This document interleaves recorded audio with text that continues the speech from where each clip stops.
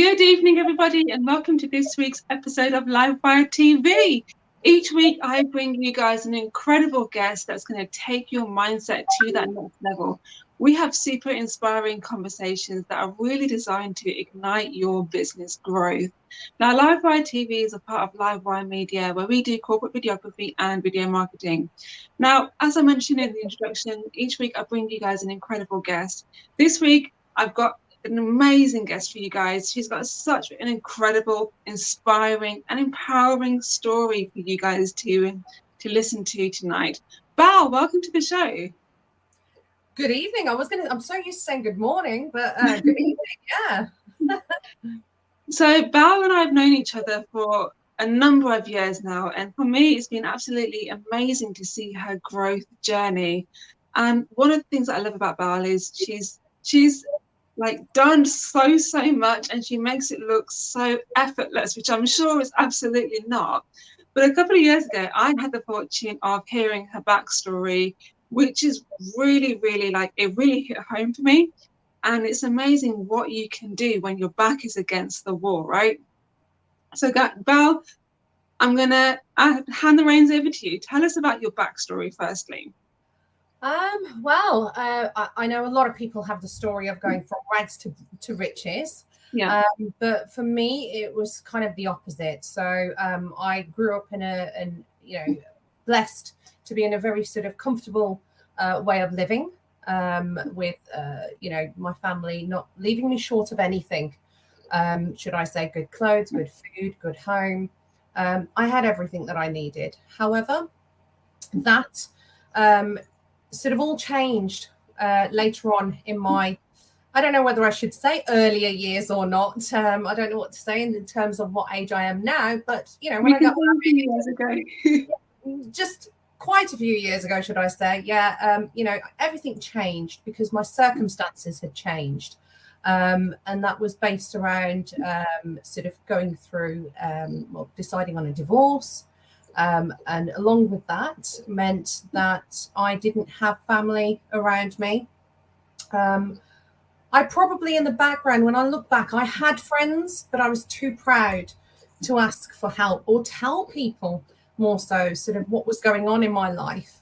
And I had a 6-week-old baby, my eldest son, who is now 16, taller than me. And if anybody knows me, I'm quite tall. It was pretty dark times. It felt like everything was stripped back in my life. It's back to a blank canvas. So there was nothing there. I had to go. Did you feel like things were beyond your control? Sorry? Did you feel like things were beyond your control? Absolutely. Yeah. Absolutely. Yeah. Way out of my control at the time. When you've got somebody that's highly dependent on you, and you're still relatively young yourself. I was 25 at the time, and with such great responsibility on my shoulders. The biggest responsibility at that time in my life was obviously the raising of my son. Career and things like that, that all came sort of at later stages. But, thankfully I can say that, with hard work, with just sheer determination, just the ultimate sort of fire still burning inside of me going, I am going to change my life. I didn't have all the answers, I didn't have the answers at the time, but all I knew is that the end result was going to be different. Yeah. Today, thankfully, obviously, I have my company, Regional Homes. I have a couple of branches. I'm now offering franchise opportunities. So, you know what? Hard work pays off. That's all I can say. So hard work and willpower will only get you so far in business, right? What's the rest of the secret sauce? The secret sauce is your why. Yeah. Your why has to be greater than anything. In order for you to sort of bring on that willpower and that determination and what have you, you've got to have a greater, meaning, a greater purpose in life. And mine, for anybody that knows me, were always my sons. You know, I was just determined that I wasn't going to allow them to ever experience what I had gone through. Well, not within my power anyway, you know. So it was my why that had got me to really where I am today. Yeah. Why combined with a lot of action. Absolutely. Absolutely. You worked in the police force for a little while, didn't you? Yeah, everybody's never forgets that. Everybody wants to bring that up. Yeah, I used to work in the Birmingham city centre over at the main station, Steelhurst Lane. So yeah, pretty exciting times. I can imagine. Yeah, we had all the Broad Street and all of the central ground basically. So very busy, I would say. Very busy. So how did you get from that to like saying, okay, I really want to get into property now? Well, I knew that. Business. Yeah, my passion was never property. You know, that came by chance. You know, but I went from being in the police force. I loved it. Don't get me wrong. It taught me so much. It gave me so many values that I carry with me today. You know, that I still use in my everyday life. That I think are lessons that everybody could do with sort of, you know, taking on board to help them, you know, within their own lives. But from there, the reason for me coming out of that sort of field was just down to knowing that I was going to require a different type of path. As and when I decided that I wanted to have my own family. Right. That's why I started looking for sort of different avenues to go down. And that's from coming out of the police force, I then went into sales and marketing. Yeah, amazing. And then scaling up to a 6-figure income is one thing, let alone franchising. Talk to us about the nitty gritty of what it takes to actually get to where you are now, because a lot of people who are watching this, they almost see where you're at as like a fantasy. Yeah. Well, have you ever heard the saying when people say blood, sweat and tears? Yes. Yeah. Well, they're not wrong.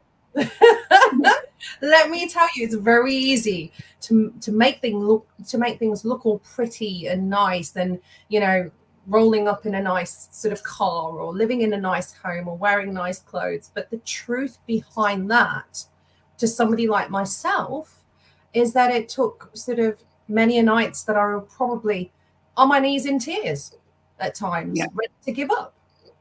You know, many a times did I think to myself, I can't do this anymore, you know, or how much questioning myself many times, going, how much more can I take, you know? But again, you've just got to persevere and just know, keep going, Bal.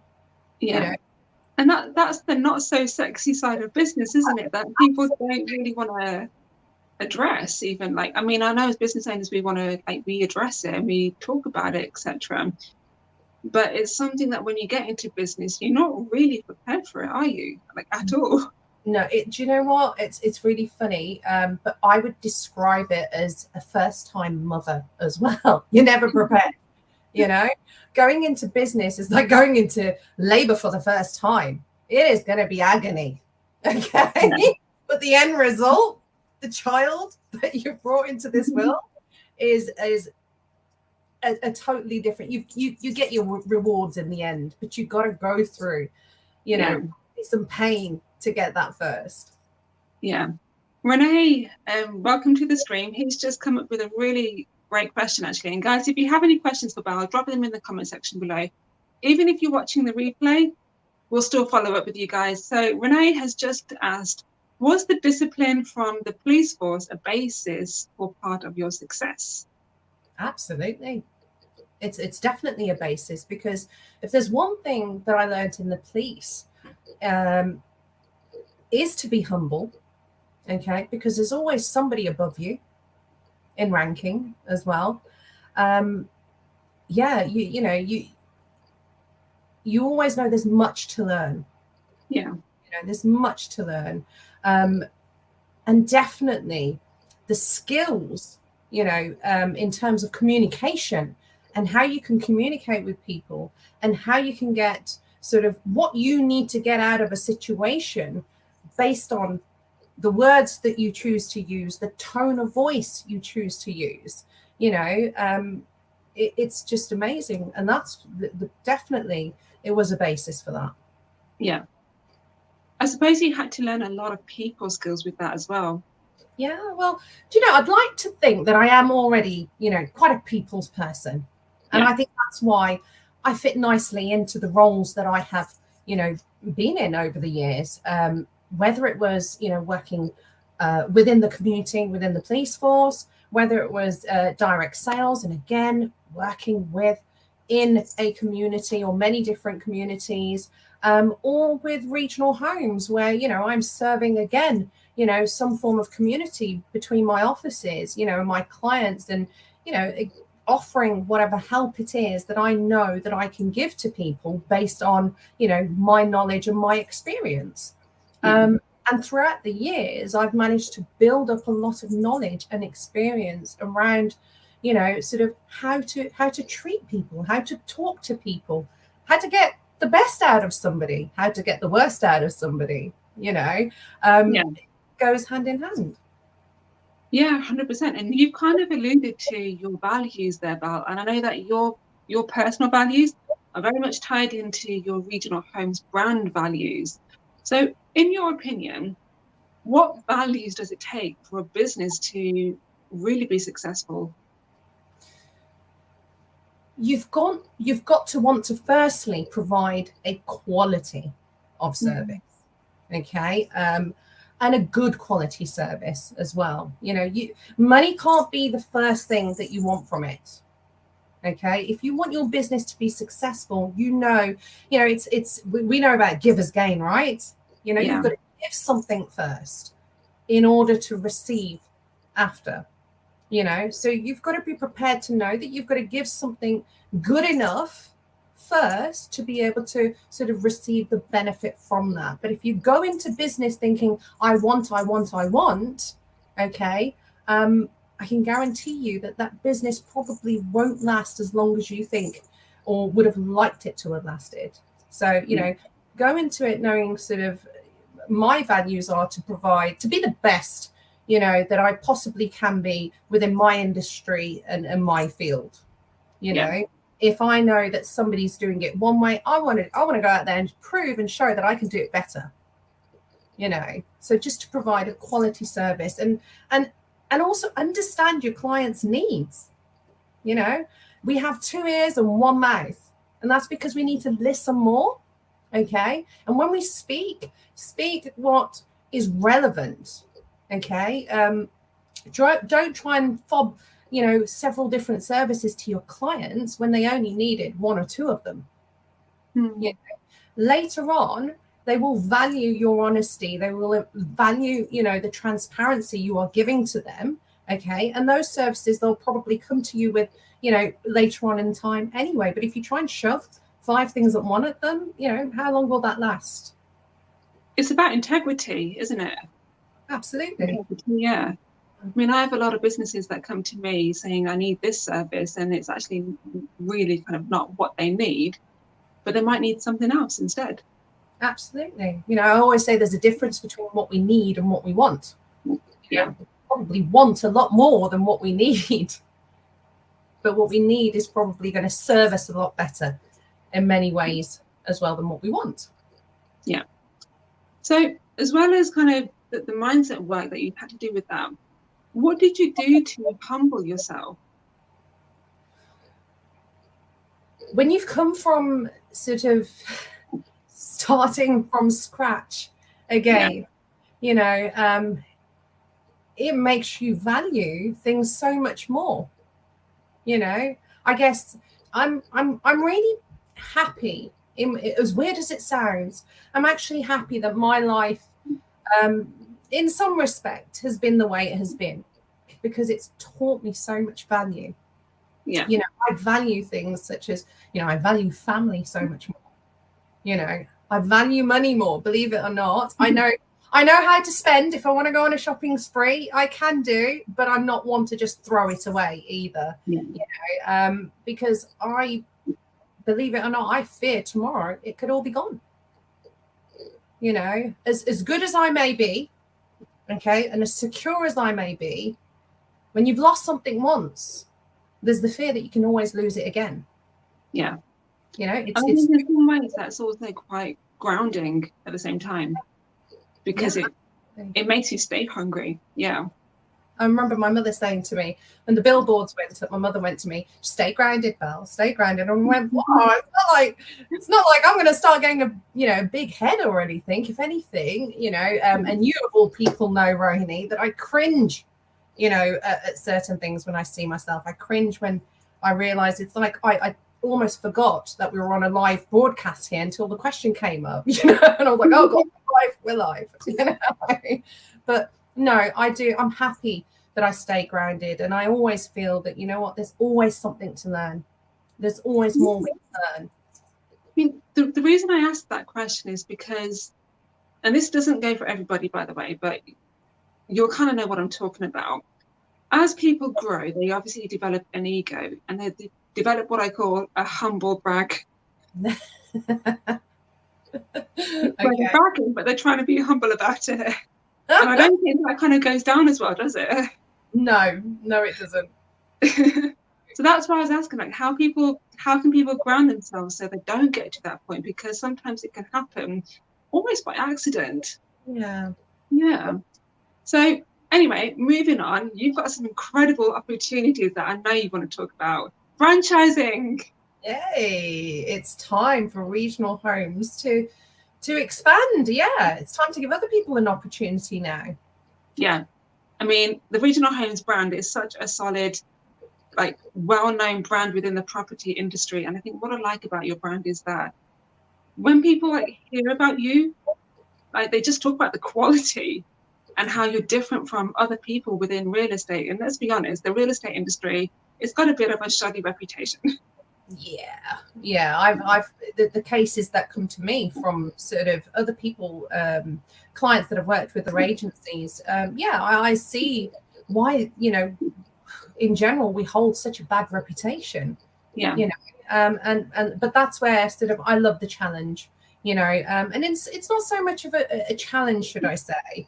I'm very much the kind of person, I'm sort of what's right is right and what's wrong is wrong. Again, my friends hear at the same time, I don't sugarcoat things, even as a friend, if they come to me for advice, I'm going to tell it to them.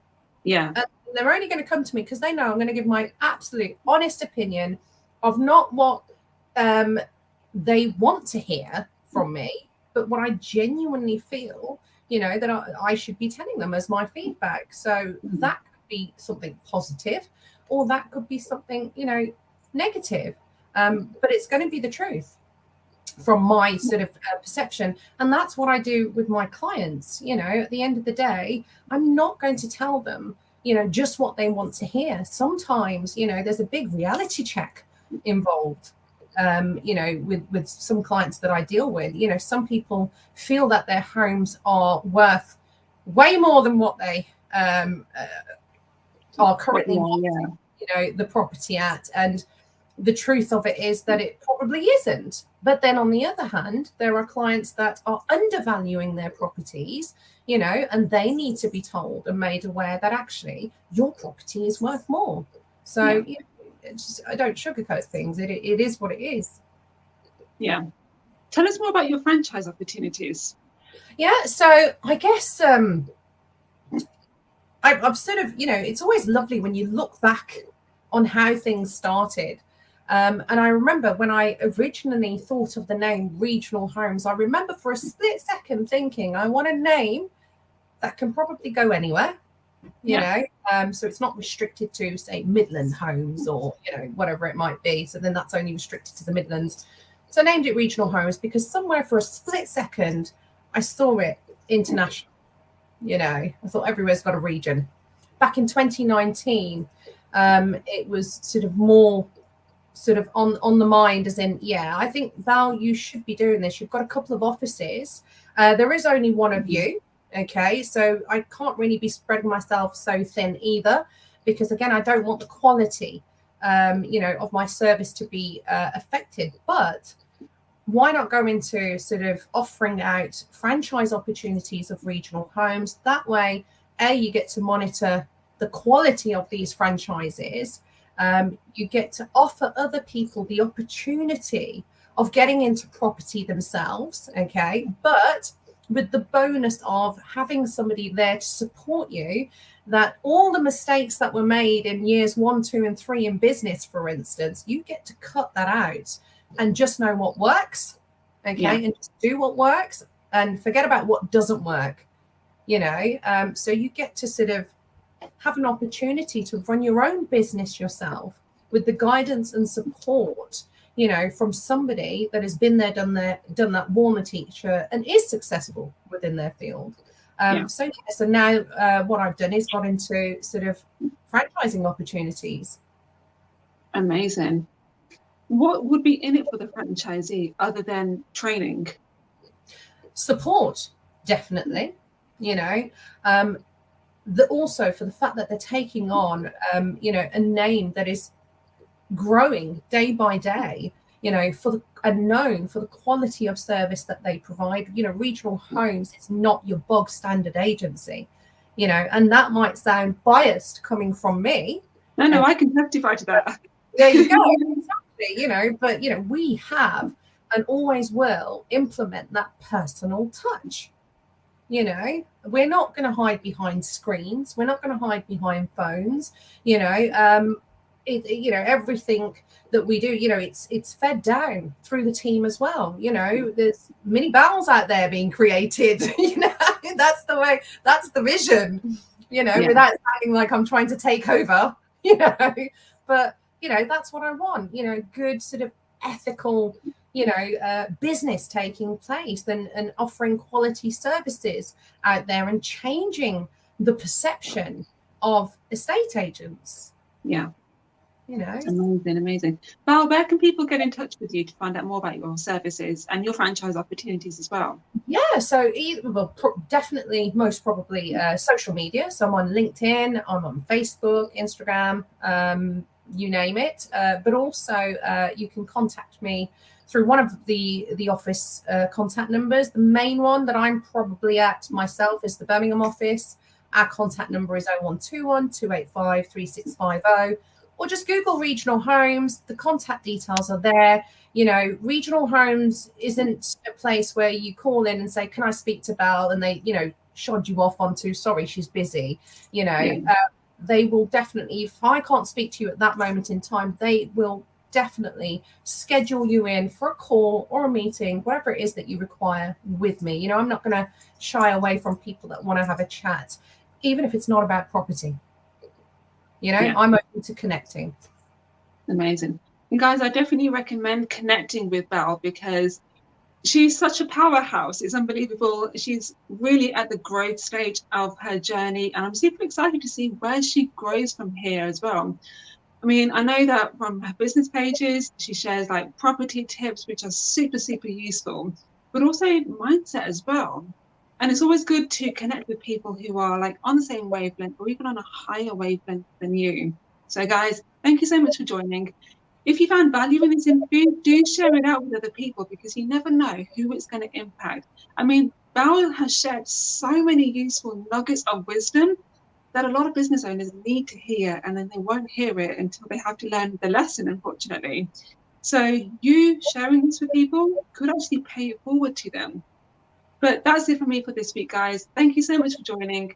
Join us next week, 7 p.m. Thursday, where we've got another juicy conversation. And thank you so much, Bal, for joining us and sharing your awesome wisdom. I really enjoyed it.